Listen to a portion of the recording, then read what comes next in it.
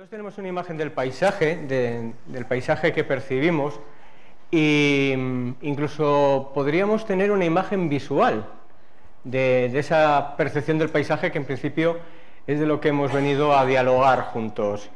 Con lo cual, si todos tenemos una imagen, quiero que os la dibujéis en la cabeza, esa imagen. Imaginaros que tenéis un lapicero y que en una hoja podéis pintar ese paisaje que llega a vuestra cabeza, llega a vuestro cerebro, llega a vuestras neuronas, cuando yo utilizo esa palabra. Pensar en ese paisaje, dibujarlo. Estamos haciendo un juego de mentalismo, ¿vale? Bien, ¿os habéis imaginado ese paisaje?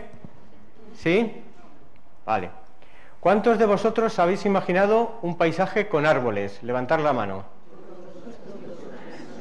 Sois unos copiotas, ¿eh? Os habéis copiado el dibujo, estabais mirando ahí en la cabeza del otro. ¿Cuántos habéis dibujado agua? Pero ¿no os da vergüenza? Que estáis todos pintando lo mismo. ¿Cuántos habéis dibujado sierras o montañas?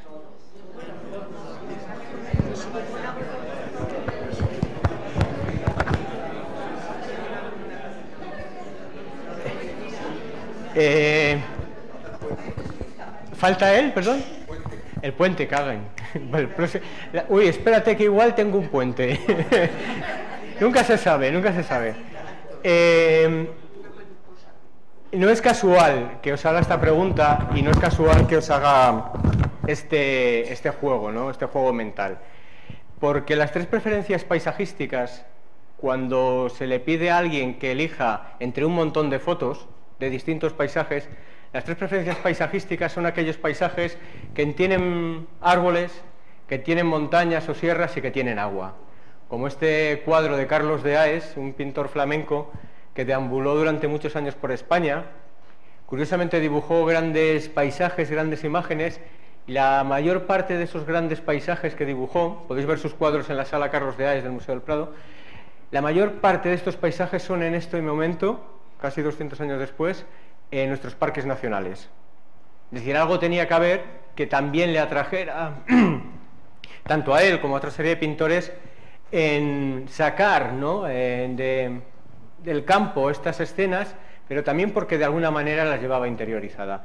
Cuando se analiza psicológicamente estas tendencias a elegir árboles, agua, bien en forma de nubes o bien en forma de ríos o de montañas, es decir, que el agua, líquido, sólido y gas, ¿no? Cuando se pregunta, incluso en distintas culturas, si le hiciéramos esta pregunta a un francés, a un belga, a un ruso, un americano o un ecuatoriano, tendría también la proximidad a estas preferencias.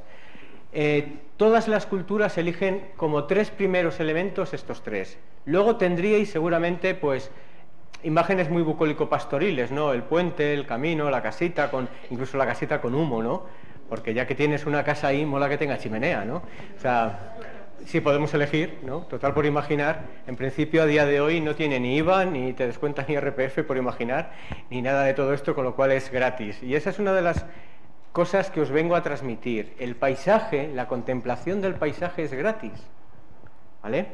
Y es uno de los grandes placeres que podemos permitirnos, y más en Salamanca, con apenas bajar al Puente Romano. Es decir, tenemos el paisaje bondadoso muy accesible. Os repito, ¿por qué preferimos estas tres coincidencias? Porque son tres elementos de los recursos naturales en los que podríamos sobrevivir. Tendríamos agua, que es el elemento primordial para la vida. Tendríamos los bosques para poder tener leña, para poder tener fuego, para poder cocinar los alimentos, para poder calentar los hogares. Y tenemos montaña. La montaña es muy interesante porque de las zonas altas a las zonas bajas hay mucha diferencia de paisajes. Imaginaros cómo es la Sierra de Candelario, la zona más alta de la provincia, ¿no?, de Alto la Ceja, y cómo es la zona de los Arribes del Duero.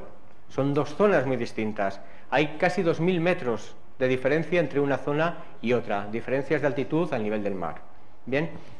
¿Qué implica que haya tantos paisajes distintos desde las partes altas de la montaña a las partes bajas? Pues que hay una vegetación muy diferenciada de unas zonas a otras y una fauna muy diferenciada. Y no penséis que esta imagen tan bondadosa forma parte también de nuestra bondad. No, es que al haber tanta diferencia de vegetación y de fauna, también tendríamos mucha diferencia de menú. Es decir, podríamos elegir qué cazamos y qué recolectamos, de qué nos alimentamos, dependiendo del paisaje en el que estemos, paisajes más abajo o paisajes más arriba. Con lo cual tendríamos agua, tendríamos la madera para calentarnos, para construir, para cocinar, para hacer fuego. Tendríamos paisajes diferenciados donde cazar, donde recolectar, donde podernos alimentar. Fijaros que son los elementos más primitivos de nuestra especie, de donde hemos surgido un poco todos los seres humanos. Un poco me refiero porque también hay un antecedente de todos estos paisajes al venir casi todos del norte de África, de unas zonas del norte de África, con un paisaje cercano a lo que serían nuestras dehesas, ¿vale? Una vez que nos hicimos supuestamente Homo sapiens, porque últimamente parece que de lo de sapiens andamos muy despistados, ¿no? Andamos muy dispersos, ¿no? Como me dice un amigo mío, Donato, que es el molinero de Olmillos de Santa Teresa, en Juzgado, y anda ya por cerca de los 90, y cuando le pregunto que cómo ve él las cosas, él lleva viviendo en una finca toda la vida. De hecho, vive solo con su hijo y él de pequeño el mejor regalo que le pudieron hacer fue una bicicleta y me decía, pero no para jugar, para ir a la escuela. Entonces, es una persona que siempre ha estado en un entorno natural muy marcado y tal, y yo le decía que cómo veía ahora la sociedad, y me dice siempre muy desbaratada. Esa manera de expresar, ¿no? Ideas muy complejas con muy poquitas palabras, pero le entendí, ¿no? Estaba todo como muy desordenado. Bueno, pues en estos paisajes son en los que me gustaría enseñaros a leer paisajes. ¿Por qué? Porque ninguno habéis dicho, cuando hemos imaginado paisajes, ninguno habéis imaginado un paisaje urbano, por más que sea un paisaje bien guapo. Son los entornos monumentales del centro de Madrid, ¿no? Encima un paisaje medio nocturno, se ven las edificaciones más representativas, ¿no? Con un cielo, ¿no? de albores y de colores muy grato. Pero casi nadie o nadie imagina, cuando le pides que piense en un paisaje, nadie piensa en un paisaje urbano. El 70% de la población española vive en ciudades. Pero el 100% de las personas, cuando yo les pregunto que dibujen un paisaje, piensan en un paisaje natural o muy rural, ¿vale? Qué contraste, ¿no? Que estemos constantemente en paisajes urbanos y que nos imaginemos solo paisajes naturales. Y ya ni os cuento si a alguien se le hubiera ocurrido pensar en esto, ¿no? Esto es un paisaje industrial, pero de este paisaje también somos responsables, porque utilizamos los coches, combustibles fósiles, todo lo que es la industria nos rodea, ¿bien? Pero nos gusta más pensar no en paisajes industriales, no en paisajes urbanos, sino en paisajes naturales, ¿bien? Eso es que nuestro cerebro y nuestro cuerpo busca normalmente o mentalmente los lugares donde más a gusto se siente. Yo creo que todos disfrutamos cuando estamos en un mirador, ¿no? En un asomadero en plena naturaleza, cuando llegamos justo y vemos toda esa escena, todo el mundo hace como una respiración honda, ¿no? Es más, hay gente que respira varias veces, ¿no? Cuando ya lleva un rato allí, dice, joder, esto es vida, ¿no? Y lo expresa, ¿no? Y dice, ¿qué es? Y dices, coño, ¿y lo otro qué es? O sea, cuando estás fuera de este paisaje, de este entorno natural, ¿qué es lo que no es vida? Si lo que es vida es todo ese paisaje natural, lo del día a día, ¿qué es? Bueno, vamos a reflexionarlo solo. Yo solo lo dejo ahí. Pero también resulta muy gracioso cuando hacemos esta prueba de llevar a la gente a los paisajes naturales y ver cómo reaccionan, coincide esa respiración honda y coincide lo de esto es vida, que bien se está aquí, todas estas expresiones de bondad que solemos verter, ¿no? Con lo cual, cuando miramos un paisaje natural, algo tiene que estar ocurriendo, ¿no? Para que nos transmita tanto y de alguna forma esté como muy sedimentado en nosotros, es decir, que esté muy acogido en nuestras necesidades y en nuestro pensamiento, ¿no? Y fijaros qué distinto es un paisaje cuando le quitamos el color. Y eso que lo he dejado en verde y negro, y escala de grises, ¿vale? Entonces, ¿qué vemos, no? ¿Qué es lo que percibimos realmente cuando estamos delante de un paisaje? Porque una cosa es lo que vemos y otra cosa es todo lo que percibimos. Porque aquí no estamos oliendo este paisaje, no estamos oliendo la humedad de este fresno, no estamos oliendo la época del año en la que estamos, pero ya os lo puede contar un poco el color pajizo que hay abajo, ¿no? Que estamos metidos ya en un verano avanzado, con lo cual habrá también unos olores terrosos, unos olores polvorientos, como cuando caminamos por una dehesa. Aquí sí habría ese toque de humedad, porque estaríamos bajo copa, ¿no? Bajo la copa de un fresno, y el fresno suele ser indicador de agua, pero tampoco estamos percibiendo el canto de las aves que están nidificando en ese paisaje, ¿no? Es más, tampoco estamos siendo conscientes de las diferencias de temperatura, ¿no? Que ese es un sexto sentido, lo que sería la kinesia, la percepción del espacio y nuestra relación con ese lugar, si hace frío, si hace calor, si estamos a gustos. Tampoco lo estamos percibiendo porque solo estamos viendo una imagen plana y no estamos degustando nada. Podríamos estar, en vez de debajo de un gran fresno, debajo de una encina de bellotas dulces y estarlas probando.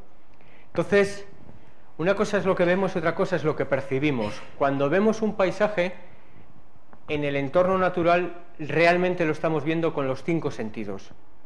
Y si añado este sexto sentido de la sensación del espacio, del movimiento, sería con los 6 sentidos. Con lo cual, si pretendemos pensar que solo vemos el paisaje con la vista, nos estamos perdiendo un 40% de ese paisaje. Porque si ahora yo trato de emular un paisaje olfativo de vuestra niñez y os hablo de los olores a tomillo, o de los olores a cantueso, o los olores a romero, o los olores a lavanda, seguramente estemos recordando una escena, y si os pusiera delante de un olor, os vendría directamente una escena. ¿Bien? Es decir, todos esos sentidos nos predisponen a interpretar el paisaje y a disfrutar del paisaje. Con lo que interpretar el paisaje supone sacar toda la información que nos está transmitiendo y que nos está contando ese paisaje. ¿Y por qué es importante, o por qué yo le doy tanta importancia a la percepción del paisaje, al propio paisaje? Porque somos lo que vemos, o somos lo que imaginamos. Acabo de hacer una pregunta y todos habéis imaginado juntos ese paisaje, por algo será. Y los serranos se llaman serranos porque es el paisaje que ven, porque viven en la sierra. Y la gente de las Arribes o de los Arribes son arribeños porque viven y ven el paisaje de las Arribes. Y los charros nos consideramos charros cuando estamos muy vinculados a la dehesa. Y los del campo de cereal pues nos consideramos armuñeses, porque es el escenario que está a la puerta de casa cuando te levantas por la mañana. Es decir, el paisaje nos identifica. Y fijaros que cada uno somos de nuestro pueblo, pero los de la ciudad son todos de la misma ciudad. Es decir, los de Salamanca somos de 362 pueblos y unas cuantas pedanías, ¿vale? Pero cuando decimos que somos salmantinos, todos somos, en principio, de la capital. Y cuando estás con uno del Umbrales, dice, no, perdona, yo soy del Umbrales, ¿no? Y cuando estás uno de Peñaranda, te dice, no, que yo soy de Peñaranda. Vale, soy salmantino, pero soy de Peñaranda, ¿no? O como nuestro concursante de cifras y letras de Saber y Ganar, que es de Casillas de Flores. Todo el mundo sabe que el ganadero es de Casillas de Flores y tiene unos robledales, unos rebollares estupendos, ¿no? Entonces vamos en gala el presumir del paisaje del que somos. Es decir, lo que nos identifica es el paisaje en el que seguramente gran parte de vosotros os habéis criado, fuera el que fuere, ¿vale? Entonces fijaros en este paisaje, de nuevo, con sus elementos más o menos característicos. Tiene una loma al final, en el punto de fuga del paisaje, si os dais cuenta, tiene ahí una loma, ¿la veis? ¿Y veis lo que hay encima de la loma? Un molino. Un palomar. Podría ser un molino. Me encanta que hayas dicho un palomar. Ahora, luego verás por qué. Te voy a encargar luego una respuesta a una pregunta que haga. Los de detrás imagino que diréis, veo verde. y poco más, porque la distancia es mucha. Bueno, pues hay un río que atraviesa toda la escena, hay unos árboles a derecha y a izquierda, hay unos prados, hay un par de vacas, está tu puente, Está aquí a la derecha tu puente, ¿vale? De tablas, es un puente de tablas, porque es un cuadro de 1800. Y tenemos unas praderas, hay unos nenúfares a la izquierda, ahí hay unas zarzas que caen sobre el agua. Esa es la descripción literal de lo que vemos, ¿no? Pero yo ahora os voy a enseñar a mirar, ¿vale? Y os voy a enseñar a mirar este cuadro. Pero no desde un punto de vista artístico, porque yo soy biólogo. Tendría que haber un especialista en arte, un historiador del arte, o un propio artista que os desnudara ese cuadro con toda la carga cromática y la interpretación del estilo. Yo os voy a contar otra cosa. Lo que sí os voy a decir es que esta distribución responde a muchas cosas. Y esta imagen, que sería esa misma Fresneda, pero sacada un poco más de cerca, ahí está tu puente otra vez. Este ya le he puesto balaustrada, ¿vale? Ya para que esté un poquito más seguro, ¿bien? ¿Os suena alguno este tipo de embarcación? ¿Os suena de haberla visto en el Tormes en el pasado? ¿Qué eran estas barcas? Para sacar arena. De los areneros, sí señor. Esta respuesta solo la dais vosotros. En el momento que pasó de 60 años para abajo, o de 50 años para abajo, nadie, incluso poniéndole la imagen, saben lo que es, ¿vale? ¿Para qué más se utilizaban estas barcas? Para ir a pescar. Para pescar, exactamente, para pescar con red, para pescar con redalla, ¿vale? No era pesca de caña, era muy minoritario la pesca de caña. Bueno, pues esta es una imagen de nuevo de Carlos de Aes de época. Algunos hemos podido disfrutar de movernos en este tipo de embarcaciones. Son para equilibristas, tienen una inestabilidad muy grande. Recordad que se mueven con una vara de perchar y tienes que tener un sentido del equilibrio muy grande para no estar todo el rato rotando sobre el mismo punto o literalmente caerte al agua, ¿vale? Lo digo por experiencia. Bien. Hay unas espadañas, hay unos carrizos que son las cañas que vemos al lado, pero es como si nos hubiéramos metido un poco más a fondo, ¿no? Hubiéramos hecho un zoom en el paisaje anterior. El paisaje anterior, el primero, puede ser Monleras perfectamente, un poco más para allá de Ledesma. Incluso en las zonas bajas de Ledesma, cuando te metes un poco en la ribera y se acaban las dehesas de encina, aparecen adhesados de fresno, ¿vale? Y esta podría ser Almenara, lo digo porque nosotros tenemos una barca de este tipo que nos hizo Donato el molinero, al que me refería antes. Incluso tenemos un puente muy parecido y tenemos unos fresnos como ese que veis ahí, que tiene una poda muy peculiar, ¿vale? En el entorno de la ribera. Esta es una escena que este señor pintó por España, pero que también pintó en su país de origen, en la zona de Bélgica, ¿vale? La zona de Bélgica, Holanda y demás. A más conocimiento, a mayor conocimiento, mayor y mejor interpretación. Es decir, podemos disfrutar más cuanto más sabemos.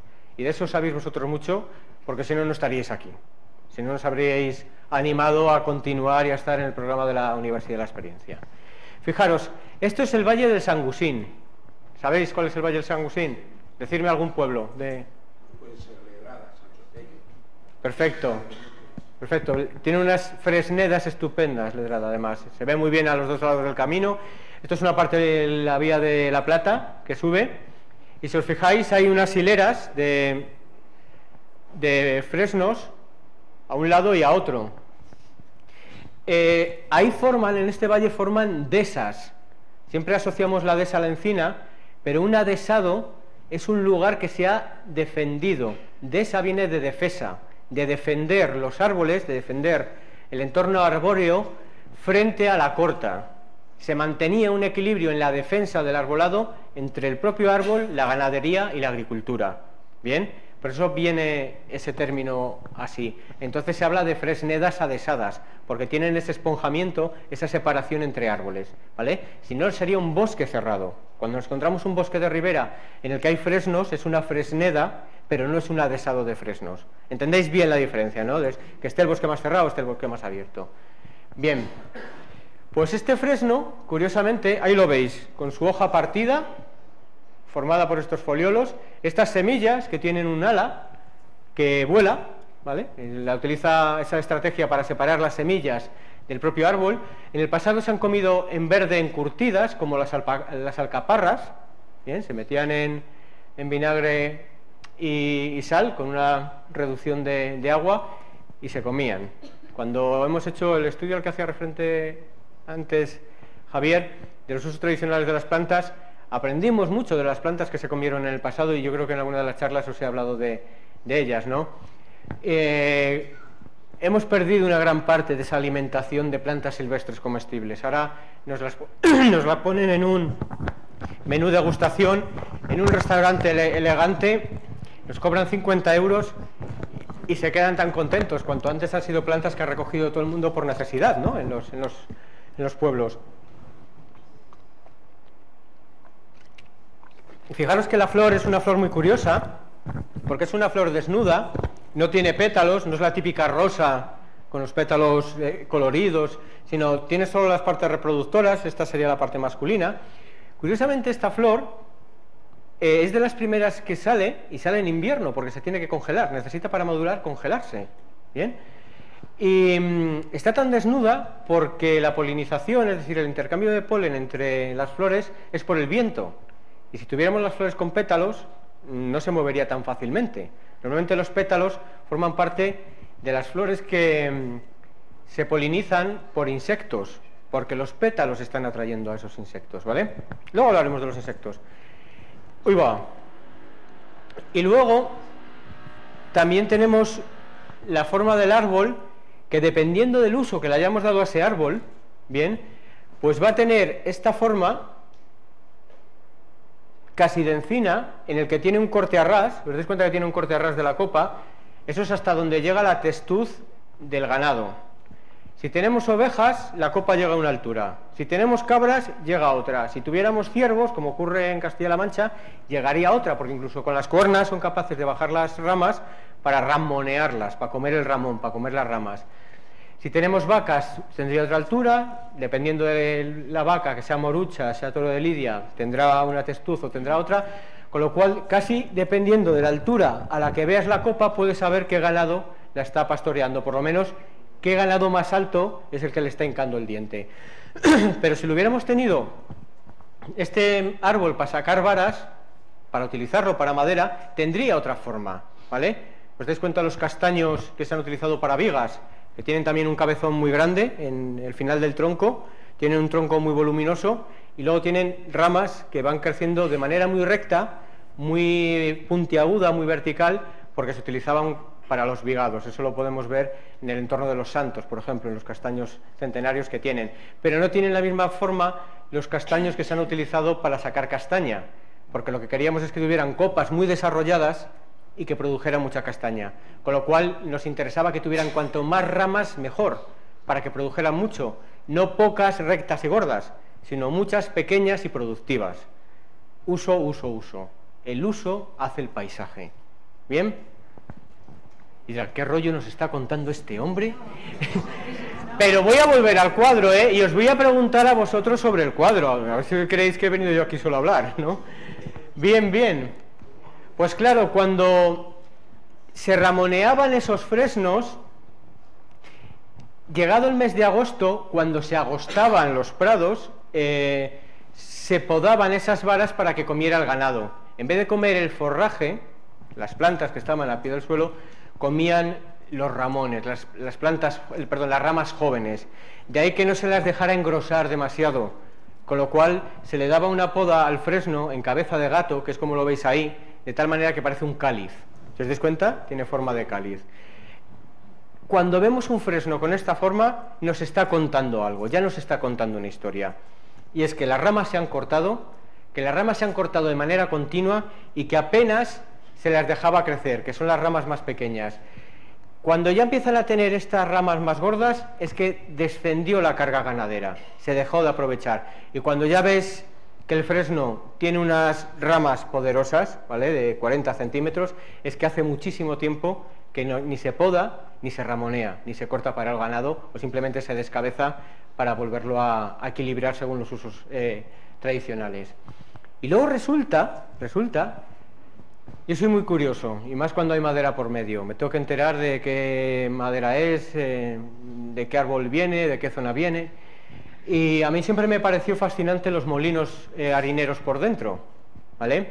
Los molinos harineros, cuando habéis entrado en un molino de viento, no un molino de ribera, tiene un armazón interior que es toda una labor de carpintería tremenda, es de un virtuosismo todas las piezas.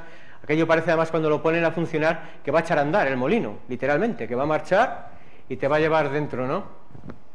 Pues curiosamente el freno del molino, que es esta vara que va aquí y que pasa por delante del eje central, el fresno del molino normalmente era una gran vara de fresno, porque esta vara para lo que servía, y muchos lo sabréis, es para orientar la copa del molino. El tejado del molino, la parte de las aspas se mueve, y desde estos ventanucos el molinero lanzaba al aire un poco de paja para ver de dónde venía el viento. Entonces, cuando había decidido más o menos las posiciones, las orientaciones, los ángulos más adecuados, se bajaba, levantaba el fresno, aquí tenía unos topes, y iba moviendo con esfuerzo toda la copa, ¿vale? Parece increíble, ¿eh? ¿Vale? Los molinos españoles solo se mueve la copa. O pensamos mucho o somos muy vagos. ¿Por qué os digo esto? Porque los molinos centroeuropeos pivota todo el molino sobre un eje en la base. Y cuando veáis cuadros de Bruegel o cuadros de pintores europeos, veréis siempre un molino que parece que está calzado sobre unas vigas, y es porque realmente giraba toda la estructura, ¿vale? Realmente la diferencia es que el tipo constructivo es distinto. La parte baja de nuestros molinos es un mampuesto y lleva un recibido de yeso, de un encalado y tal. Los otros son estructuras de madera, ¿vale? Simplemente hacía el charrasquillo del pensamiento. Bueno. ¿Qué vemos aquí? Un paisaje. El mismo paisaje, ¿no? ¿Y interpretamos algún tipo de poda en estos fresnos? Están Es a la misma altura. Están todos a la misma altura. ¿Bien? ¿Qué más? Que hay ganado que come... Oiga, que hay ganado que come de ellos, que es esta vaca centroeuropea que... Fijaros que también están un poco separados entre ellos para que haya recorrido. Y fijaros que curiosamente hay un molino. ¿A que podríamos contar otra historia de este paisaje después de lo que os he contado y muy diferente a la primera visión del cuadro? ¿A que ahora veis cosas distintas? Excepto los de detrás, que seguiréis viendo las mismas marchas verdes y tenéis que hacer un ejercicio de fe. Es decir, de que lo que os contamos es cierto. ¿Esto qué significa? Que cuanta más información tenemos, más somos capaces de leer y de disfrutar y de interpretar el paisaje. Y se me ha olvidado un hecho bastante interesante y en el que no hemos recabado, y es el nombre: Fraxinus angustifolia. Angustifolia quiere decir angustus, angosto, quiere decir estrecho. Esta calle es muy angosta, esta calle es muy estrecha, ¿no? O este valle es muy angosto, este valle es muy estrecho. Y folia viene de hoja. Es decir, este es el fresno de hoja estrecha, porque hay un Fraxinus excelsior, que es el fresno de la hoja excelsa, de la hoja grande, que sería el que hay por encima de Sanabria, ya hacia el norte de Asturias, ¿vale? Pero esta palabra, Fraxinus, viene de fragnum. Fragnum quiere decir aquello que separa, una valla, un cercado. Fragnum, diafragma, fragmentar, fragmentación, fragmento. ¿Bien? Un fragmento es algo que se separa, ¿no? Una fractura es algo que rompe. ¿Bien? Un diafragma está separando una parte del organismo de otra. Realmente fragnum quería decir vallado. Fragnum, valla.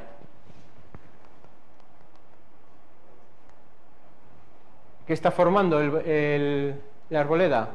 Un vallado. Está delimitando realmente la parcela, porque si os fijáis, en estos claros que se ven no hay fresnos, pero sí los hay en esta zona, porque también sirven de sombreadero, sirven de zona de sesteo para el ganado, para que cuando echan las horas de calor, pues rumien debajo de la sombra y no estén todo el rato al sol. Es decir, también están cumpliendo la función de linde, de separación, de valla, y también están cumpliendo esa labor de umbría, ¿no? De descanso. ¿Cómo están estos fresnos? Enfilados en valla, ¿vale? Estos están más metidos a la orilla, estos están un poquito más retirados. Con lo cual, cuando veáis en un monte o en un llano una línea recta de fresnos, es que allí hubo una valla. Es más, si os ponéis a enredar debajo de las copas, seguramente aparezcan piedras sueltas, piedras de lo que fue aquella valla.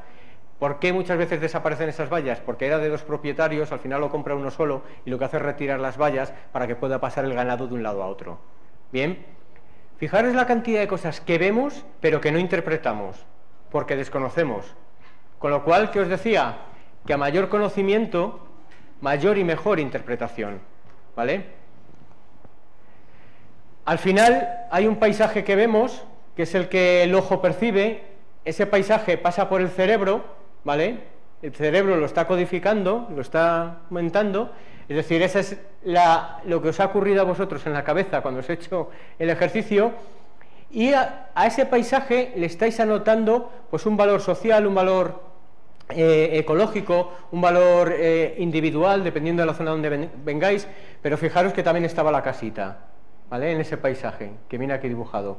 Es decir, todo esto lo hace el cerebro de manera natural sin que lo pensemos, ¿bien? Sino que lo procesa. Y si sois de una zona de Salamanca, procesaréis ese paisaje de una manera. Si sois de Calzada Valdunciel, tendréis una cultura del paisaje muy distinta a un señor de una señora de Navasfrías, porque se han criado y se crían en un entorno totalmente distinto, con lo cual lo que sabemos y lo que interpretamos del paisaje es muy diferente, ¿vale?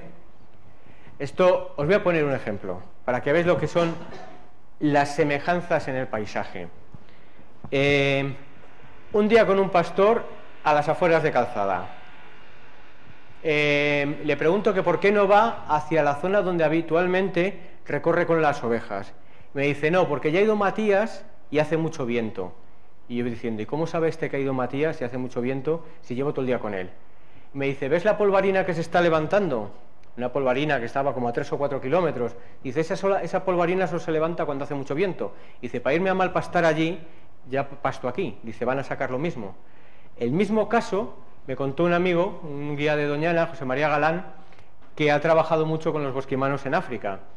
Y un día, saliendo a rastrear leones, el bosquimano le dijo, hoy no rastreamos leones.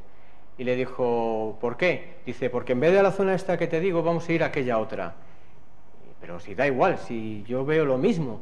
Y le dijo, ¿ves aquella zona en la que se está levantando todas esas polvoredas? Decía, sí. Dice, pues a esa es a la que vamos a ir, porque allí es donde están las gacelas y son las que están moviendo todo ese polvo. Con lo cual, seguramente sea allí donde están los leones.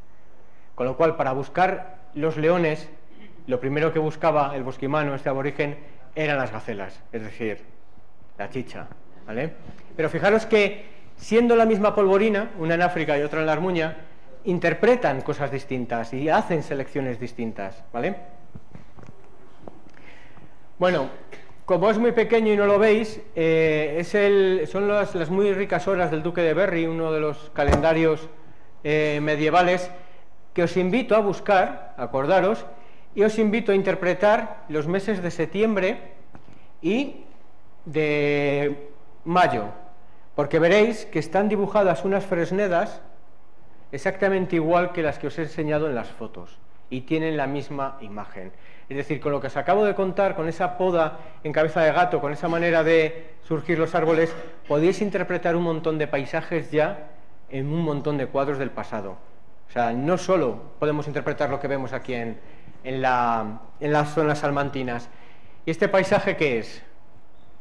Encinas, sierra, podía ser. Sí, es una dehesa. Sí. Se va acercando ya a la sierra, de hecho, se va acercando a la sierra. Y fijaros que cuando pensamos en un encinar, cuando pensamos en un adhesado, siempre pensamos en un encinar. ¿Bien? Es decir, que está compuesto por encinas. Si os fijáis que aquí hay colores distintos, que hay verdes distintos, que hay verdes más claros y verdes más oscuros, eso significa que no hay solo encinas. ¿Qué más puede haber? Quejigos, robles o alcornoques. Bien. Si nos desplazamos a zonas más calurosas, a zonas más térmicas, como sería la zona de Ciudad Rodrigo, es más fácil que nos encontremos alcornoques mezclados en la dehesa.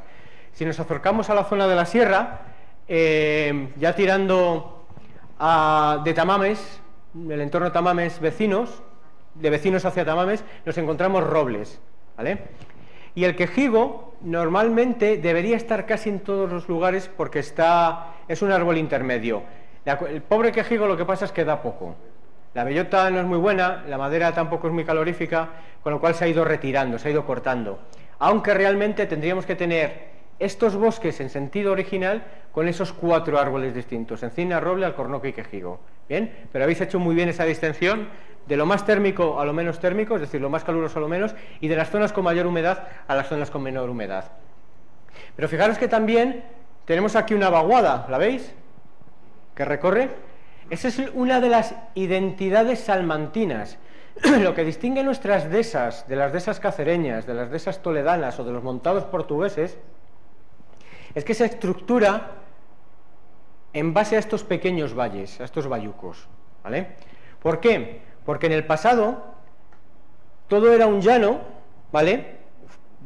Todo ese suelo es granítico y había como una gran losa de kilómetros y kilómetros de granito que en un momento dado se fractura, se rompe. Y hay unas zonas que se quedan más levantadas y otras zonas que se quedan más bajas.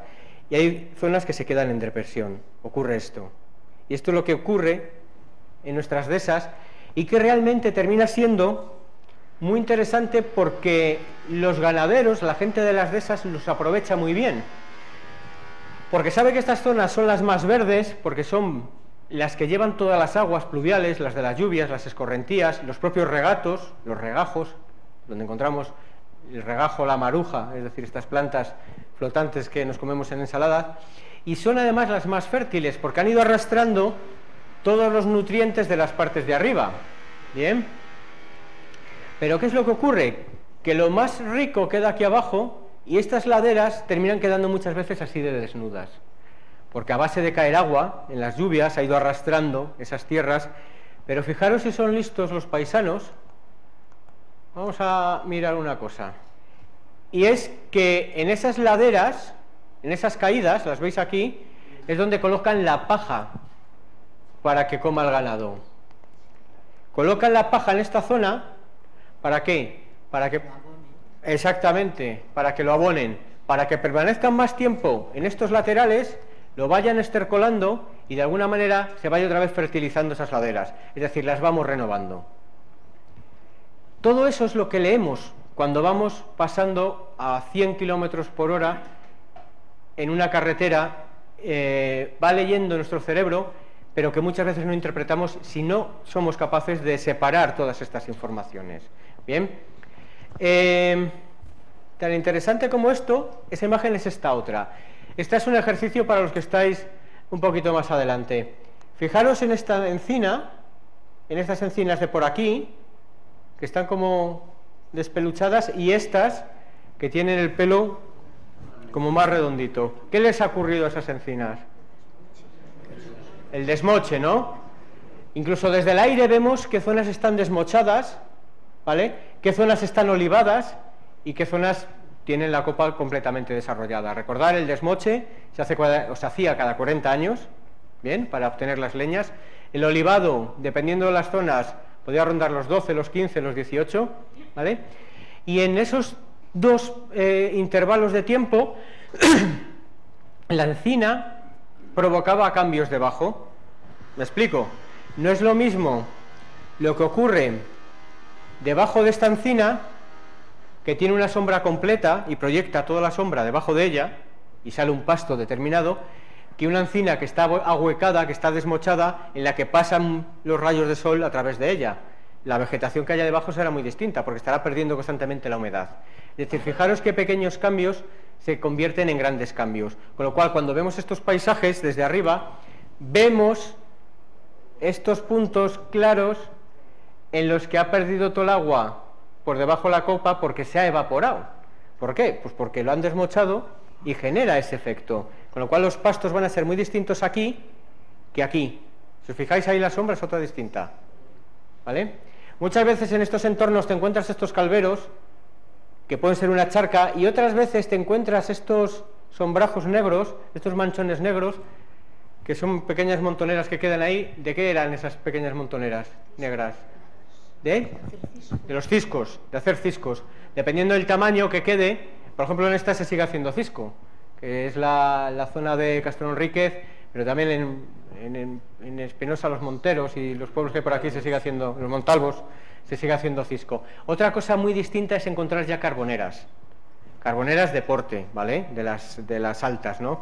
Todavía hacía unos años en la carretera de Ledesma, de repente veías entre las encinas algunas lomas pequeñitas, ¿no? Así de una altura no muy grande, que eran los restos de las antiguas carboneras. Luego ya recordar que empezaron a hacer el carbón en esos hornos, ¿no? En esos encofrados de metal.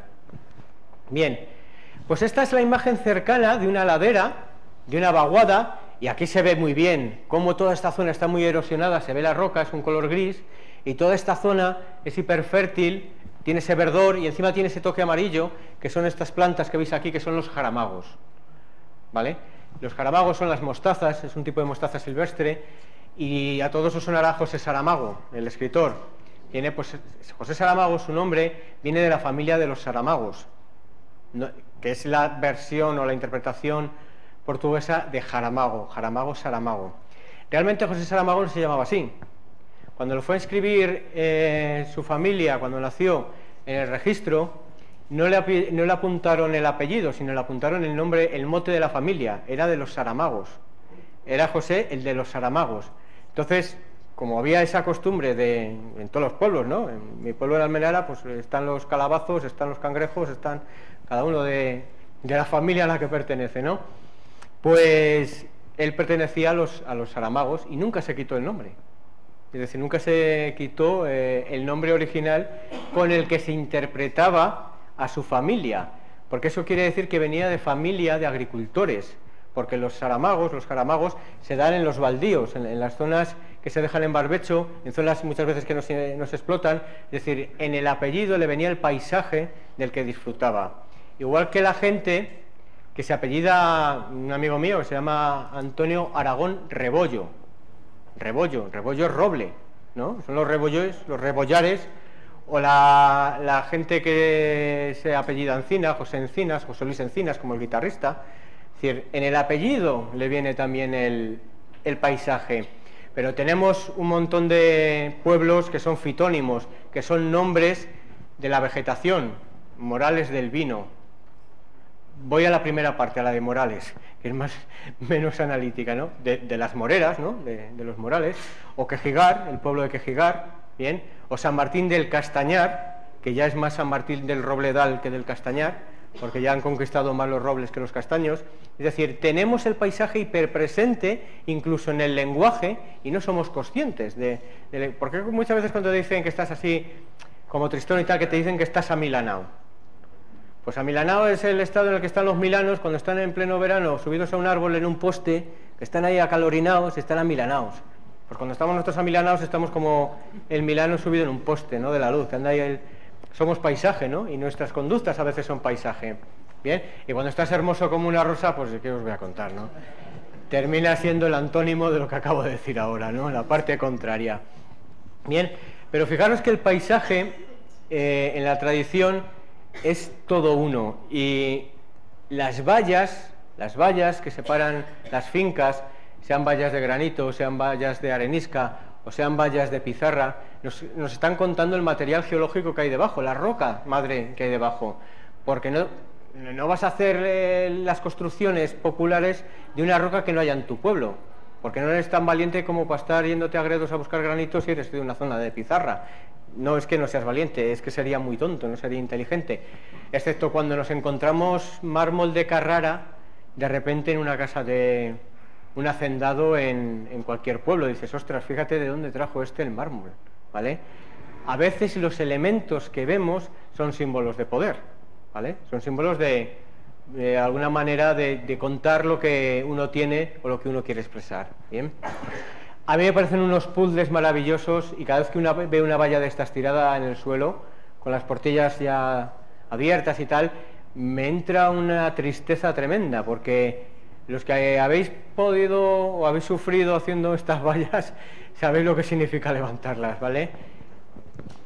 Y aparte que esa valla, para moverla, pasa el tiempo y sigue ahí.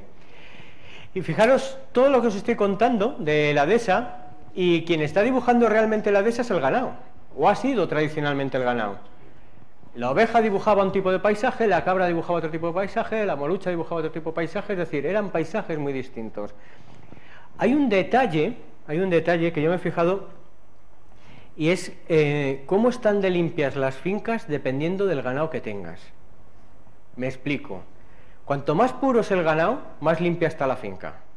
Si tú tienes toros de lidia en la finca, te aseguro que no va a haber ni una lata oxidada, ni un alambre de espino mal colocado, ni nada con lo que se pueda cortar un toro, porque si pierdes un toro estás perdiendo muchos miles de euros, ¿vale? Pero cuando las navajas, cuando las vacas, el ganado vacuno ya es de mezcla, ya son vacas centroeuropeas y hay como más posibilidades de repararlas, de sustituirlas, o la función no es tan pura, ya empieza a encontrarse uno con las latas del aceite y con los restos y con las fincas más desbaratadas, ¿vale? Y si no, fijaros, o sea, es una tontería que un día me fijé de ir a una finca de lidia y ver al mayoral recogiendo cualquier cocina y tal. Le dije, Dios mío, ¿cómo te gusta ver el entorno cuidado, el entorno limpio?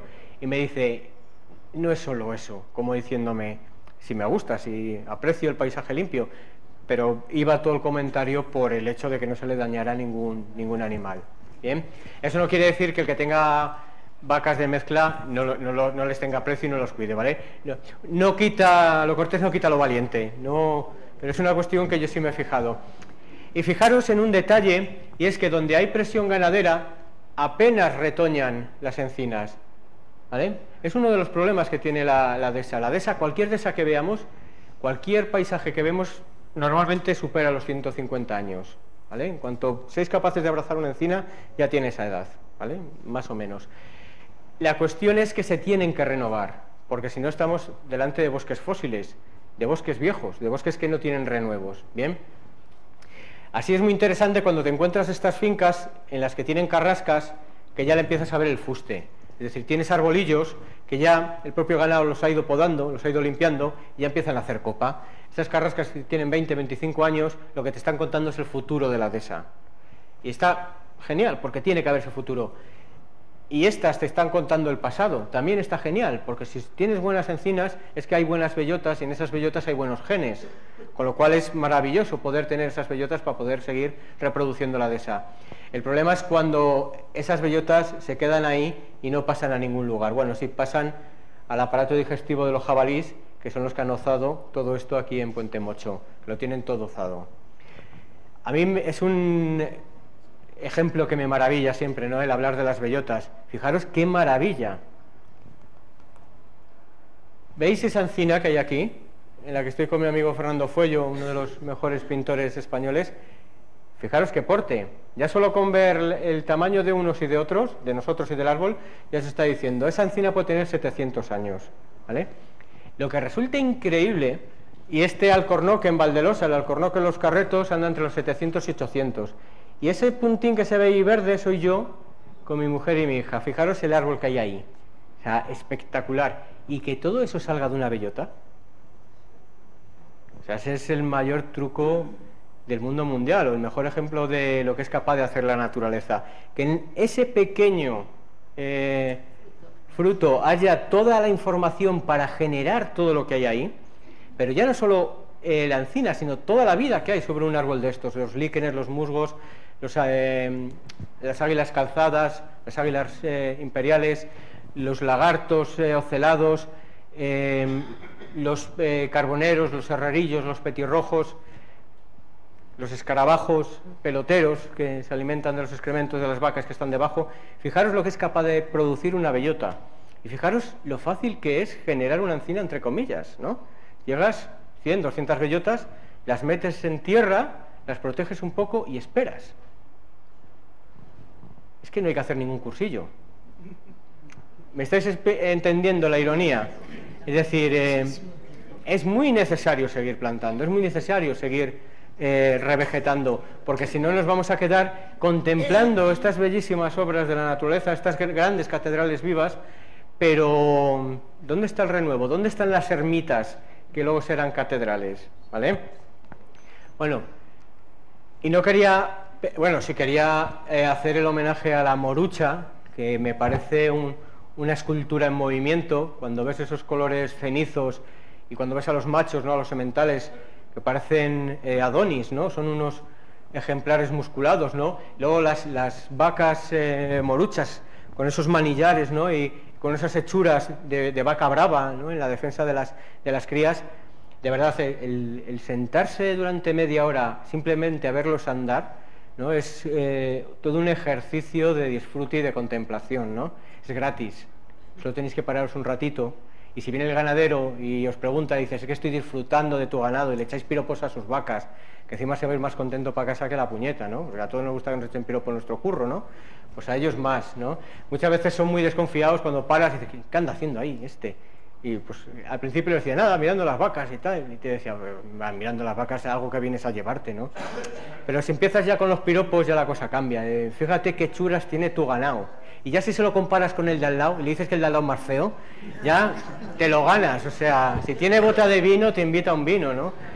Pero bueno, somos así. Y os pongo esta imagen de los blancos para que seamos conscientes de que el paisaje no es una foto fija, está constantemente cambiando, ¿vale? Y cambia a lo largo del día. No es lo mismo los colores de la mañana que los colores del mediodía que los colores de la tarde. Las sombras se proyectan distinto, los musgos, los líquenes, toda esa coloración es distinta. Ahora os pondré una imagen, ¿vale? Y ya no os cuento cuando cambiamos de estaciones. Y una de las mejores estaciones, o una de las mejores fenómenos climáticos son las nevadas, ¿no? Porque aparte de, como dice mi amigo Joaquín Araujo, el escritor dice que la nieve todo lo iguala y lo feo lo hace bello. Es decir, la imagen esa de el paisaje industrial nevado nos habría parecido otra cosa por completo. Todo lo homologa, todo lo deja encima cristalino, ¿no? Blanco, albino, ¿no? Bien, y lo bueno que tiene es que va soltando el agua poco a poco, ¿no? Es la gran reserva de agua, la va liberando con calma, ¿no? Y más cuando Gredos empieza a liberar en mayo y nos va nutriendo el Tormes, ¿no? Esa es una de las bondades, la nieve, y eso es una de las pérdidas que se están produciendo con el clima cambiado que ya tenemos, ¿no? Que en las nevadas, si os dais cuenta, cada vez son menos, y ya casi es una celebración cada vez que hay una nevada, o un problema en la P6, dependiendo cómo os pille, ¿no? Pero bien, y fijaros que todas estas cosas tienen su función en la dehesa, o en el paisaje que estemos analizando. La nieve tiene su función, la lluvia tiene su función, bien de arrastre, bien de hidratación, bien de nutrir los pastos. Es decir, tienen un montón de funciones y nos dan servicios distintos, nos están prestando servicios. Lo que pasa es que no somos conscientes. Sabemos que los barrenderos nos prestan un servicio y el electricista nos presta un servicio, pero a veces no somos conscientes de los servicios que nos presta la naturaleza, los ecosistemas, lo que se llaman servicios ecosistémicos, ¿no? Que nosotros sepamos, a día de hoy, no tenemos una máquina que sepa generar oxígeno. Es que lo que tenemos para generar oxígeno es encapsular el oxígeno en bombonas.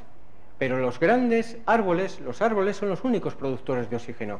Si tuviéramos que pagar por una máquina que genere oxígeno, fijaros de qué estamos hablando. Y la reducción de los bosques es constante, año tras año, ¿vale? Parece que hasta que no desaparecen los árboles de enfrente de nuestra casa, no nos damos cuenta de toda esa circunstancia, ¿bien? Bueno, este es un proyecto que os animo a visitar, se llama Catedrales Vivas y son dos rutas que tenemos por el entorno de Sierra de Béjar y por el entorno de la carretera Ledesma, en el que hemos señalizado, muy poquito señalizado, ¿vale? Pero hay 10 árboles en cada ruta, 10 árboles singulares que van de los 100 a los 800 años. Y tenéis estas bellezas atractivas y orondas, ¿bien? No son como las sílfides de Pasarela.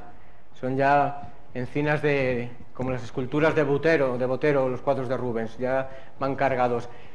Y el poder obtener, como os decía, bellotas de estos árboles es asegurar unos muy buenos genes, ¿vale?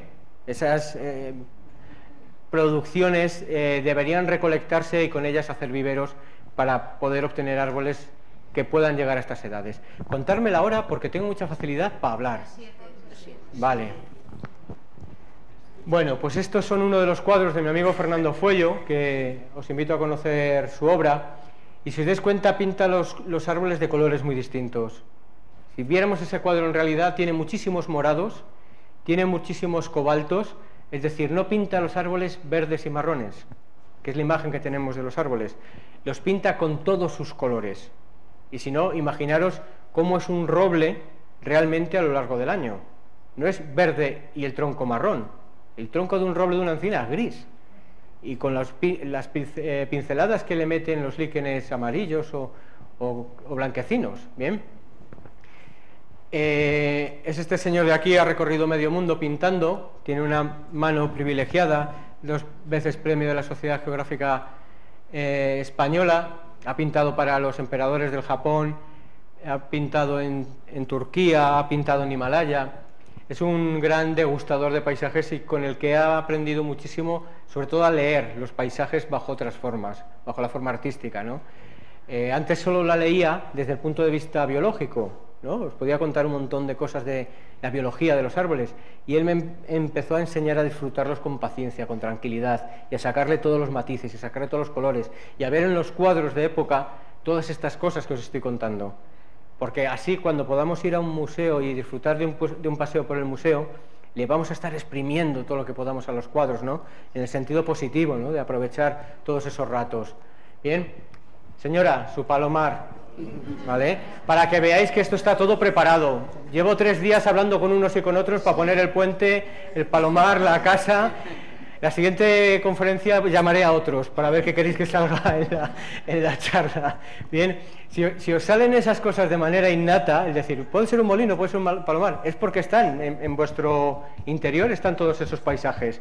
Es decir, os estoy diciendo que leáis fuera, pero realmente lo que os estoy pidiendo es que leáis dentro de vosotros mismos. Es decir, me voy a poner delante de un paisaje a leerlo, pero voy a ver qué sale de mí y qué entra en mí, ¿no? Esa relación es muy visual. Esto es como sentarse en la puerta de Ramos o delante de la fachada de la universidad o delante de los dominicos.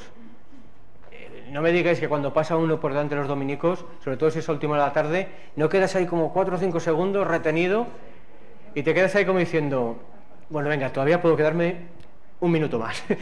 Y la llevas viendo 600 veces o 6.000 veces esa fachada. O cuando vas recorriendo los entornos de la Plaza Mayor y vas a hacer algún recao y dices, coño, pues para no pasar por la plaza, pues paso por la plaza. Total, me da lo mismo, pues cruzo por la plaza. Y según pasas por la plaza, vas como contento, ¿no? Aunque sea un día gris y tal, y vas mirando para todos los lados y vas diciendo, todo el mundo lo sabe, aunque no nos lo dicen, que es la mejor plaza del mundo, ¿no? Y vas como... Pero podías no haber pasado por la plaza, es decir, podías haber ido por la calle Concejo, haber ido por cualquier otro lado y pista, ¿no? Y te olvidas de ello, pero pasamos por allí, ¿no? Eso es lo que nos provocan también los paisajes, el retenernos, el quererlos ver otra vez, ¿no? Y el hacernos un poco adictos a esta bondad, ¿no?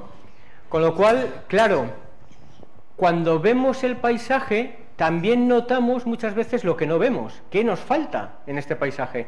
Tenemos un palomar sin palomas, ¿vale?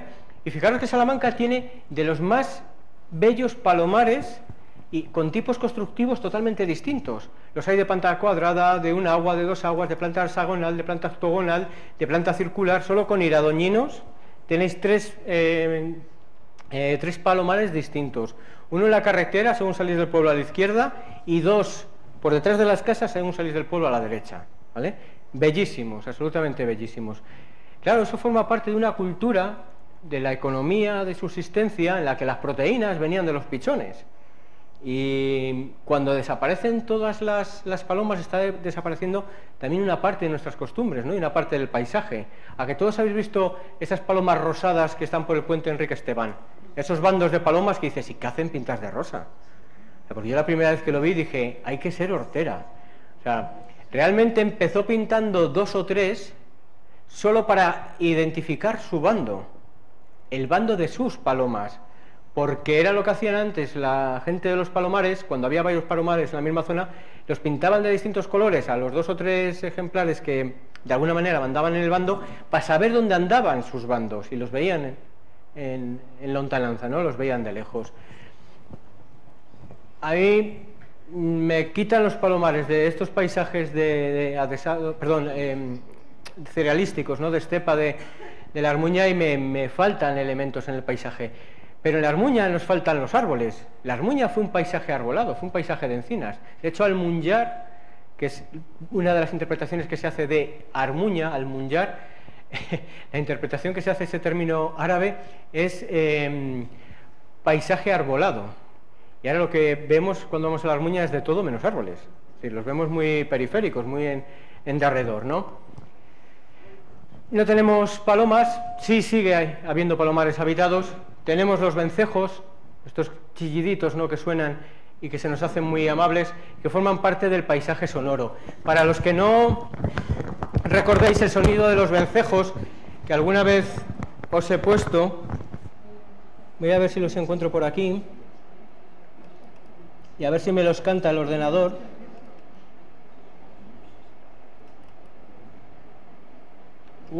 Me ha sacado, bueno, ahí veis un bando, ¿no? Perfectamente.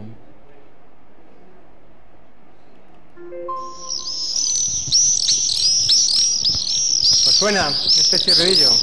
¿Qué época del año es? Primavera. Si me preguntáis a mí, digo la época de los exámenes. Lo tengo asociado a los exámenes. Es más, a día de hoy, cada vez que oigo los vencejos todavía me pongo nervioso, porque estoy pendiente si me termino de saber los apuntes o no. Pero bueno, ya que estamos con los paisajes sonoros... Oye, no habéis dudado, ¿eh? Unos alumnos excelentes. Esto lo hacemos en primaria, en secundaria, en bachillerato, y os aseguro que no tiene nada que ver, ¿eh? Vamos a poner alguno fácil.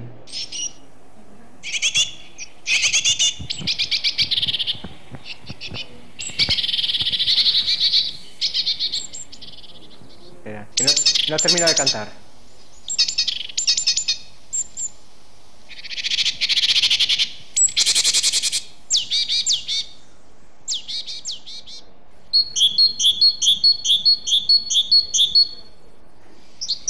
Es el mismo, que sabe hacer de todo. Y no está en Operación Triunfo.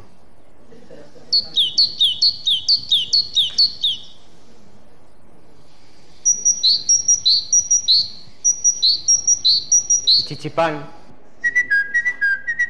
¿A qué os suena? A un reclamo, un carbonero, ¿vale? Esto puede ser una dehesa o puede ser el Parque de los Jesuitas. Parque de los Jesuitas, en cuanto sale el sol, se llena de estos cantos, ¿vale? Vamos a poner alguno. Sí, os pongo una foto del mozo que cantaba, porque normalmente son mozos los que cantan. Ahí lo veis, ¿vale? Estos son muy sencillos de encontrar.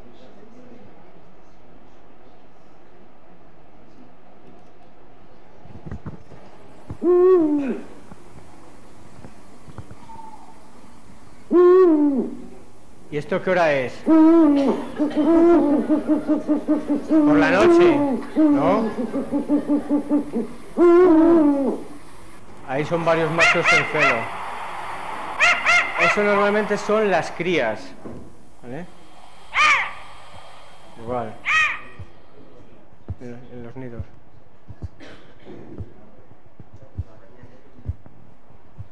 Ha parado. El que los grabó poco rato.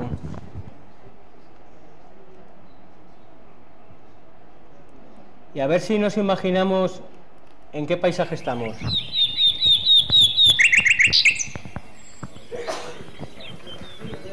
En el río.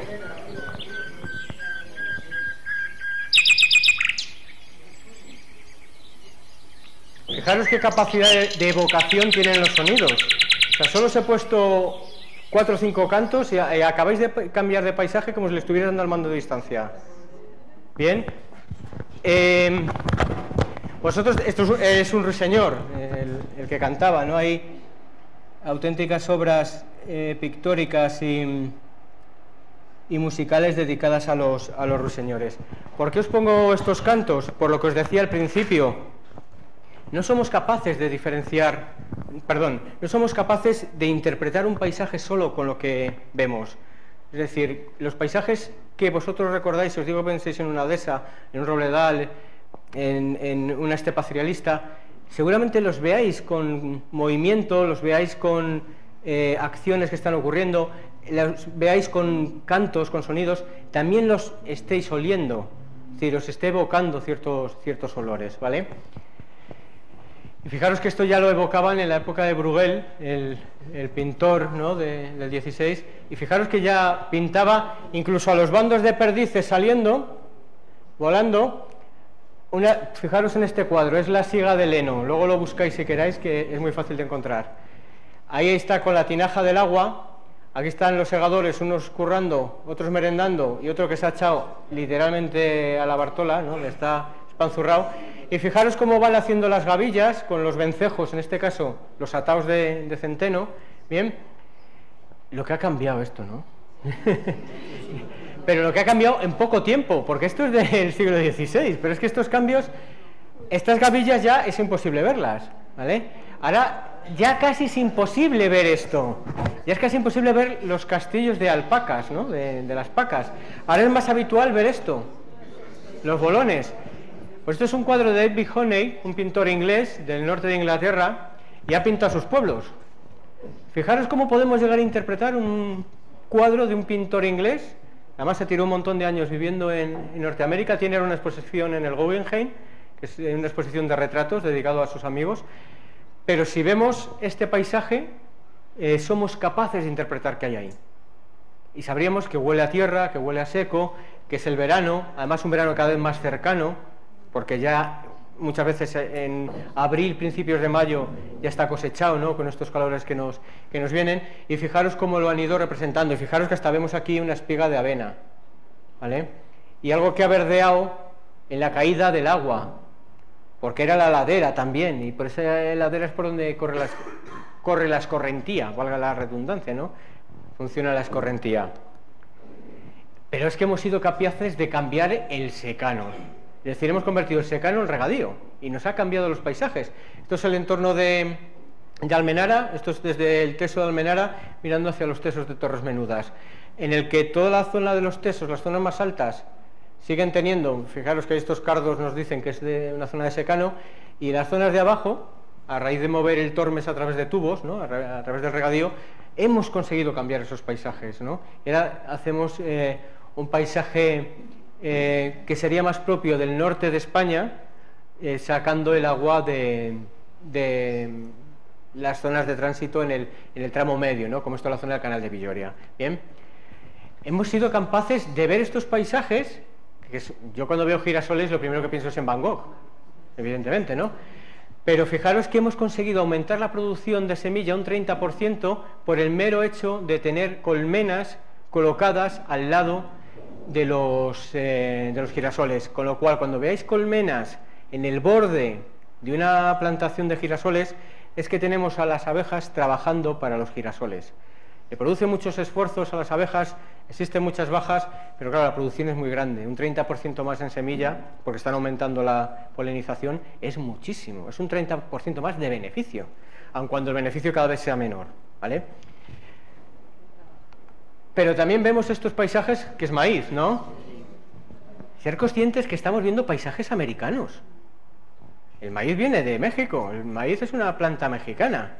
Es decir, de hecho, el maíz originalmente era una mazorca pequeñita de este tamaño, luego ya se fue produciendo para que generara esas mazorcas. Y estos paisajes no existían antes del siglo XVI. Es decir, estos paisajes vienen con este señor. ¿Conocéis este monumento? El monumento a Colón, ¿vale? En los pagos de Valcuevo. Hasta que no vienen las expediciones de Colón con todos estos productos, estos paisajes no existían. Pero es que tampoco existía la patata, tampoco existía el pimiento, tampoco existía el tomate. ¿Cómo era la gastronomía en la época precolombina? ¿De qué hacían las tortillas? ¿De qué hacían los gazpachos? Ya en Padrón ni hablamos, ¿vale? Porque no había los pimientos de Padrón. A lo mejor había las batatas de Padrón, o a lo mejor había cualquier otro producto, ¿no? Pero fijaros cómo hemos sido capaces de cambiar el paisaje, de generar paisajes que si viniera un azteca de los barcos de Colón y lo plantamos aquí, diría como ET, mi casa, ¿no? Se sentiría cómodo en la zona de Villoria, porque formaría parte de su escena diaria. Hacer ese ejercicio de imaginación, en la película está, en la serie esta que están poniendo ahora en algunos canales de La Peste, que sale muy bien toda esa época sevillana, que sepáis que la patata Y entra en España en 1553 con una de las expediciones de Pizarro, y al primer sitio que llega es al puerto de Sevilla, y la primera persona que los cultiva es un médico que se llamaba Menardes, bien, con una cultura del tío tremenda, y a la primera persona a la que se le manda por correo, a través de diligencia, un pequeño saquete de patatas, es ni más ni menos que a Santa Teresa de Jesús. Entonces era simplemente Teresa de Ávila, porque Menardes quiso enviarle esas patatas porque él ya sabía que seguramente fuera una manera muy barata de alimentar a los pobres, porque él las tenía cultivadas en el jardín botánico en Sevilla, donde cultivaban todas las plantas colombinas, todas las plantas que venían de las Américas. Estaban viendo cómo alimentar a las grandes hambrunas. La historia de la patata y la historia de la manzana son dos de las historias más bellas de conocer históricamente. A ninguno se os ha ocurrido pensar de dónde demonios vienen las manzanas, y no solo del árbol del bien y del mal, ¿vale? Vienen de la zona de Kazajistán, de los países más al este que os podáis echar a la cara, pero eso os lo cuento otro día. Así cuando veáis que vengo a dar otra charla, os tengo ahí con la historia de la manzana. Pero bueno, que nos da tiempo. Os lo cuento al final, ¿vale? Solo simplemente ya saltar a los arribes, por una cuestión. Los arribes, junto con los puentes del Alagón, son las zonas más bajas de todo el territorio salmantino. Son zonas que están a unos 500 metros sobre el nivel del mar, son zonas muy cálidas. De hecho, toda esta zona tiene 5 grados más que los 5 kilómetros que hay alrededor. Hay una temperatura media de unos 14 grados, bien, y eso se nota muchísimo en la vegetación. Y se nota mucho que en Saucelle existan limoneros, existan naranjos, que pueda existir esa buena calidad de la uva, la presencia de los olivos tan hermosos, ¿no? Seguramente el árbol más longevo de Salamanca, los dos árboles más longevos, sea un olivo que hay en San Esteban de la Sierra, unos olivos que hay al lado del cementerio, si los queréis ir a ver, están señalizados, y alguno de los tejos del Valle de Batuecas, ¿vale? Estamos hablando de más de 1000 años. Seguramente lo que le digo, más de 1000 años largos, lo cual es todo un récord, en el sentido de que no les haya pasado nada en 1000 años, ni un mal trueno, ni una mala sequía, ni un mal vecino que quisiera hacerlos leña. Es decir, cuando los ves ahí, sobre todo lo que te da es como mucha aprensión, mucho respeto por el respeto que se le ha tenido a ese árbol, sobre todo si es zonas próximas a un pueblo, ¿vale? En Salamanca hay olivos. Sí. Los pájaros, los antiespíritus. Sí. Los árboles que hay a mano. Tenemos muy buenas zonas de olivares y tenemos muy buenos aceites, ¿vale? Muy buenos aceites. Bueno, recordar que los arribes no solo son arribes del Duero, tenemos los arribes del Tormes, un poco empobrecidos por la propia presa de la Almendra, tenemos los arribes del Huebra, tenemos los arribes del Águeda, y en la zona de Saldeana tenemos estas bellezas, que son esta zona geológica tan interesante, la Monja y el Monje, estas formaciones antropomórficas, ¿no?, con formas humanas, y esta sería realmente una de las visiones con más caída, de hasta 400 metros de altura, que hay en la zona de Miranda de Douro. Si os dais cuenta, los arribes portugueses son bellísimos, están muy bien conservados, tienen todo muy cuidadito, y es donde realmente vemos cómo serían unos arribes originales. Es más, los arribes que vemos realmente tienen 40 metros más de profundidad, porque es lo que le levanta el agua de los embalses, ¿vale? Los arribes originales están 40 metros por debajo. Si veis las fotos antiguas, todas las fotos que conocemos de época de Gombao y demás, veréis que hay fotos de cuando se están construyendo todos los embalses y cómo están bajando hasta el propio caz, ¿no?, hasta el propio cauce. Y esto es lo que os decía, un poco reivindicar también nuestros olivares, nuestros viñedos, de las zonas que se están perdiendo, y sobre todo en toda la zona de los arribes. Miras hacia la zona española y ves estos, de nuevo, escenarios desbaratados, lo que os decía, ¿no?, de las portillas caídas y demás, y ves del lado de los portugueses que está todo bastante bien conservado.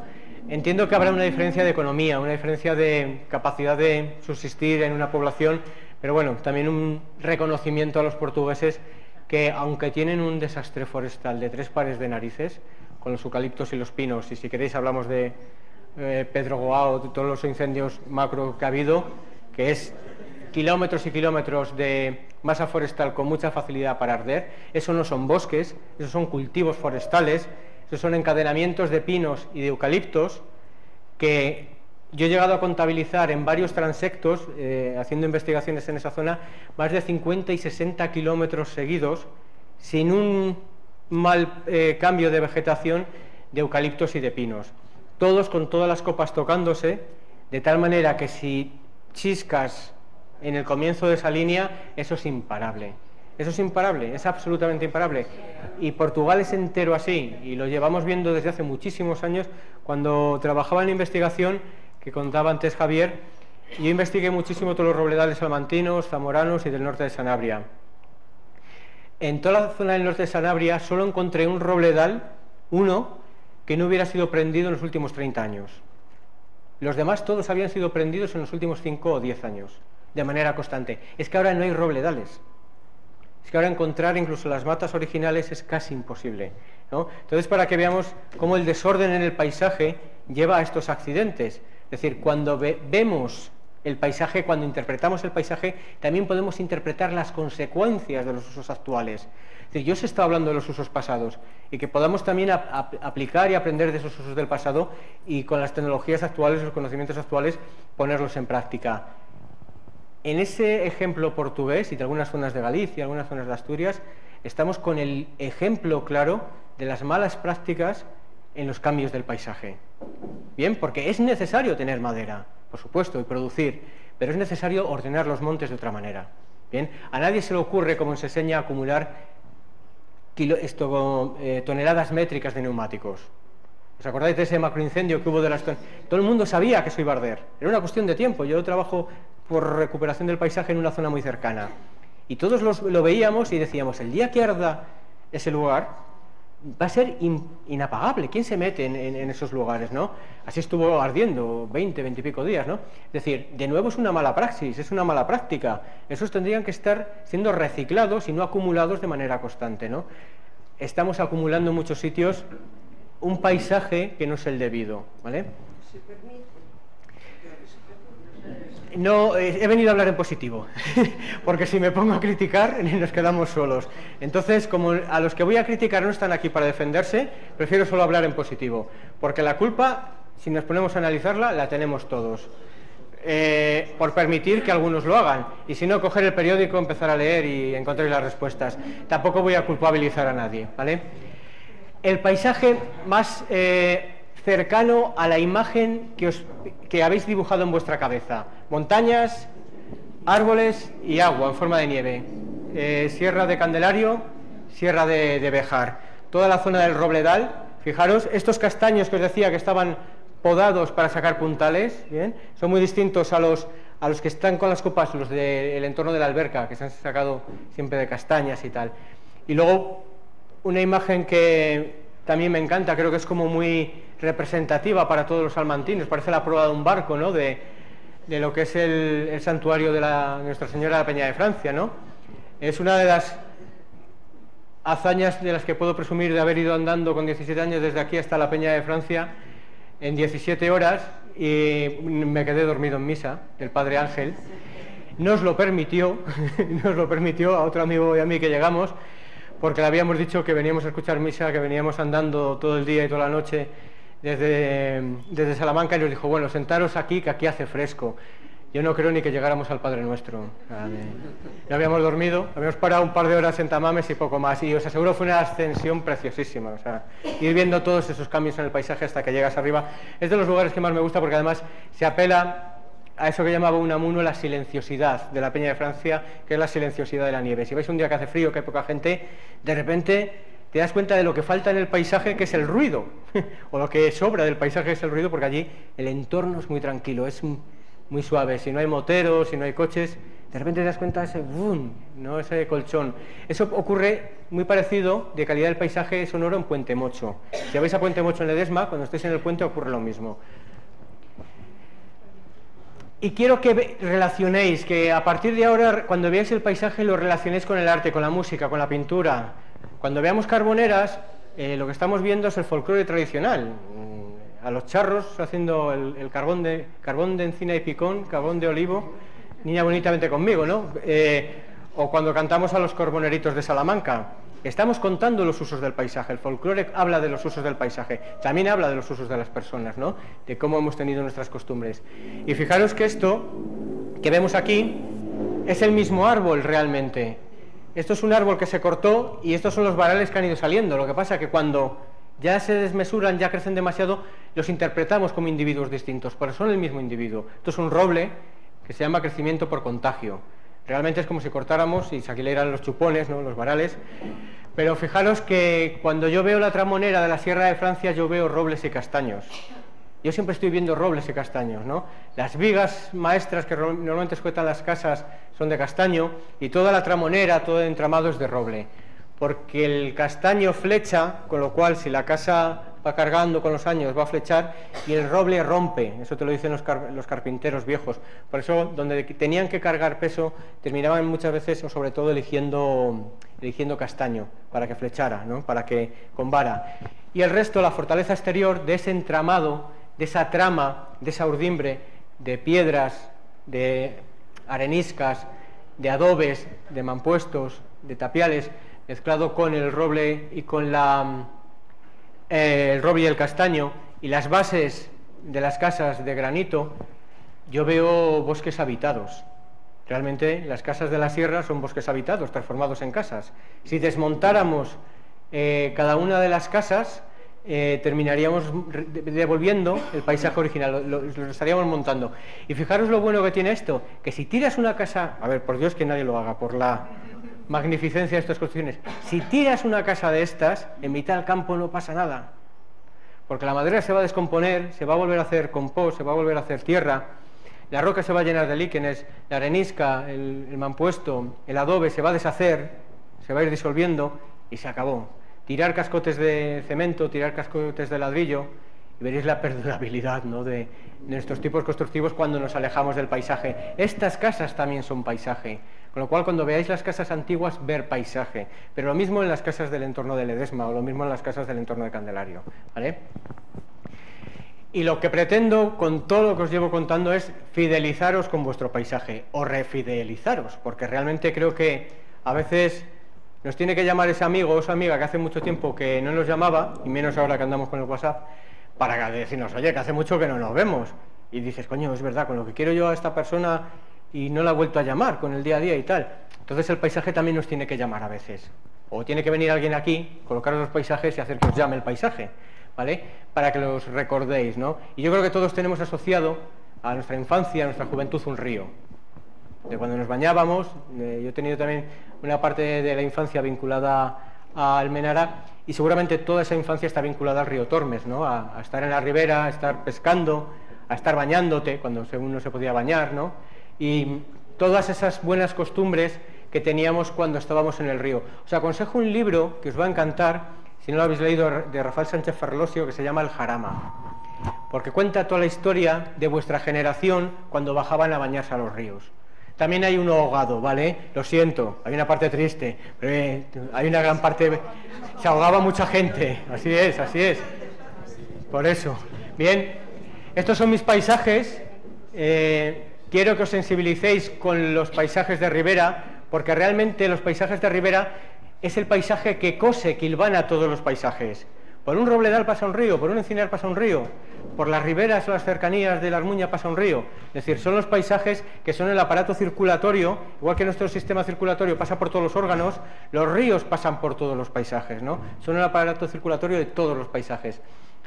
Y esto que veis y que estáis viendo ahora mismo, esto es un paisaje minero, restaurado, ¿vale? Esto es una gravera restaurada, por la que han pasado 25 años de restauración, y que era un hueco a cielo abierto, un agujero, que al estar hecho al lado del agua y extraer todas esas gravas de las graveras, de las chinarras, de los chinarrales, por surgencias va apareciendo el agua y va formando esas charcas. Como cuando en la playa quitamos en la orilla un trozo de tierra y de repente veis que sale el agua y lo rellena, pues eso, pero en 10 hectáreas. Pues podemos devolver la identidad a los paisajes y podemos restaurarlos, es decir, podemos seguir haciendo paisaje. Y esto es el lugar del que os hablaba antes Javier, Esto es el paisaje, la finca de la Fundación Tormes, de la fundación para la que trabajo, un paisaje que nosotros hemos visto regenerarse. Esto era un solar vacío, de hecho después de la gravera vino una escombrera, y todo ese paisaje que veis ahí tiene 20 años, no tiene más. Y eso era literalmente un paisaje lunar, era un llano, no había nada, chinas, ¿vale? Con lo cual, el ejercicio de recuperar un paisaje es una de las mayores bondades que podemos dejar para las generaciones siguientes. Y este es el mensaje que también de alguna manera quiero que os cale, ¿no? Y que todo lo que os estoy contando de los paisajes lo contéis a vuestros nietos, a vuestras nietas. El que le coloquéis delante de un paisaje, y aunque sea 5 minutos antes de que os manden a tomar vientos y se pongan a jugar con el móvil o con otra cosa, pero que tratéis de detenerlos delante de un paisaje, que sean capaces de mirar durante 5 minutos a un paisaje, aunque sea por la ventanilla del coche. Pero esa labor de calado, de irle contando cosas, os juro de verdad que termina quedando en ellos. Porque yo empecé haciendo educación ambiental hace más de 25 o 30 años, claro, con chavales que entonces tenían 8 o 10 años. Ahora tienen ya son talluditos, ya tienen la carrera hecha.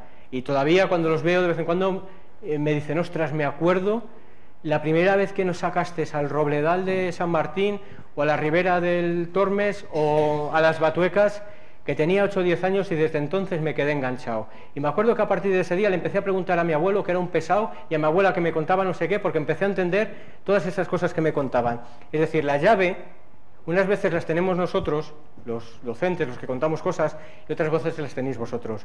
Pero es la misma llave. Es decir, es la llave de la curiosidad, la llave del interés, la llave de transmitir las culturas, ¿no?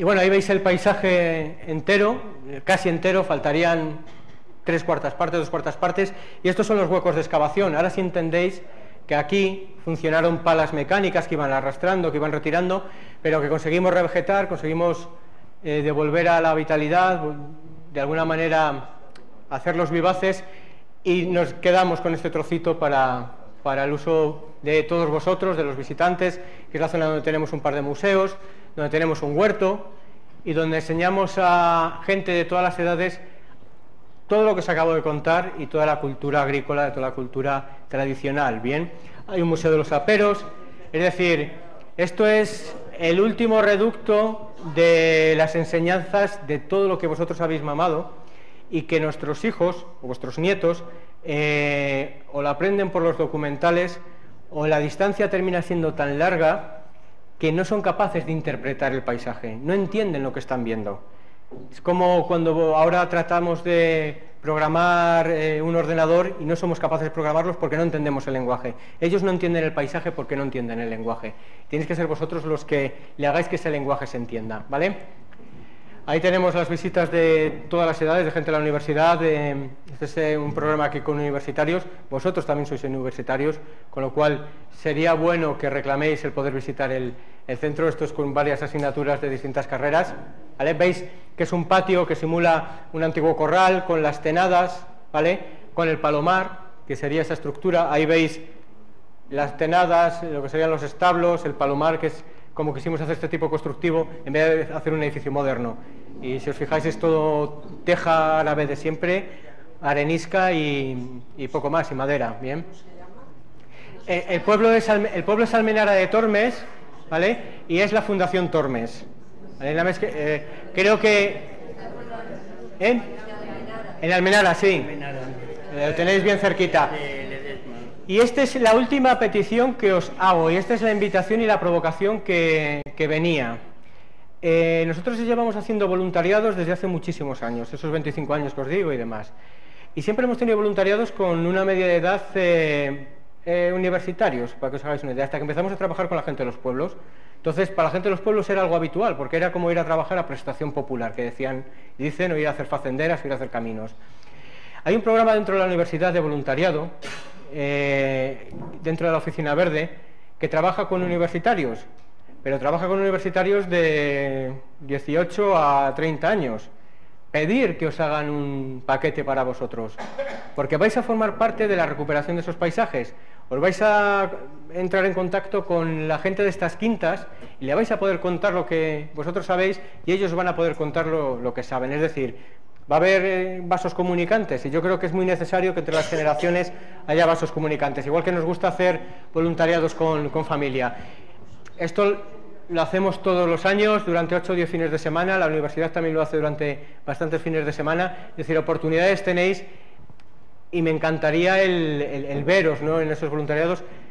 Trabajar con gente de vuestra quinta es muy agradable, es muy agradecido, sabéis muchísimas cosas, sabéis también en trabajos manuales moveros muy bien, también sabéis vuestras limitaciones, en el sentido de no envalentonarse, cosas que no ocurre a veces con los mozos, porque agarran la azada, no la han cogido nunca, empiezan a tirar a 120 y cuando han pasado 20 minutos están a 60, ¿vale?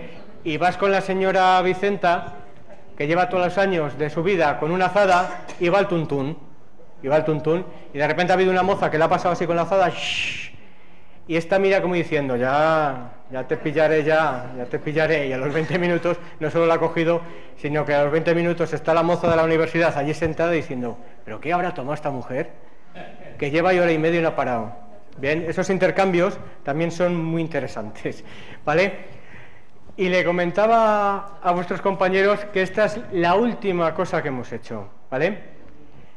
Y ha sido tratar de embellecer los paisajes a base de recuperar construcciones populares como un transformador de la luz, que lo hemos convertido en una gran escultura. Pero no nos quedamos a gusto con ello, sino que en una zona que hemos restaurado recientemente, hemos querido hacer esto. Estos son los bolillos que soplamos, ¿no? El único problema es que tienen 4 metros de altura y que los hemos colocado con grúas. Yo creo que ahí se ve bien el tamaño real que tienen. Ahí veis el grande, ¿vale? Con lo cual esta imagen engaña. De hecho, cuando la he colgado en redes sociales se pensaban que la había sacado con una cámara, tirado en el césped y sacado para arriba, ¿no? Pues sería la imagen. No, está sacada así, ¿vale? Entonces, ¿qué es lo que hemos querido? Divulgar la botánica desde el punto de vista del arte. Hacer que la gente alce la mirada para ver estos grandes molinillos, para que luego baje la mirada y los vea los naturales en el suelo. Es decir, saber contar también a través de la escultura. Por eso os comentaba que todo hay que tratar de hacerlo transversal, todo hay que tratar de mezclarlo. Y os dejo con la duda de ¿y qué demonios será esto? Esto se llama el bosque de las arañas, ¿vale? Y está hecho con mimbres de... ¿qué zona? De Villoruela. Bien, pues como estas hay varias actuaciones, instalaciones artísticas a las que llegar a todo tipo de públicos, con todas las mezclas posibles, cada uno hará su interpretación y es una manera de volver a salir al campo, de volver a ver las plantas, de volver a ver los usos tradicionales con otros ojos. Así que me encanta acabar con la frase de Alonso de Herrera, que alguna vez he comentado. El Alonso de Herrera fue un agrimensor, un humanista del siglo XVI, cuyo hermano estudió además aquí en Salamanca y sustituyó a Nebrija cuando Nebrija marcha a la Cátedra de Gramática de Granada. En su Tratado de Agricultura de 1513, que se dedicó un largo tiempo a escribirlo, cita algo así, que me gustaría que asumierais como algo propio y que entendáis en lo que os he contado del plantar, de plantar bellotas, de plantar arbolado, pero también plantar ideas, de plantar conocimiento en las próximas generaciones y en las actuales, ¿no? Y dice así el párrafo: y como otros plantaron para nos y gozamos de su trabajo, cosa buena es que nos plantemos para nos y para los que después de nos vinieren. Muchas gracias.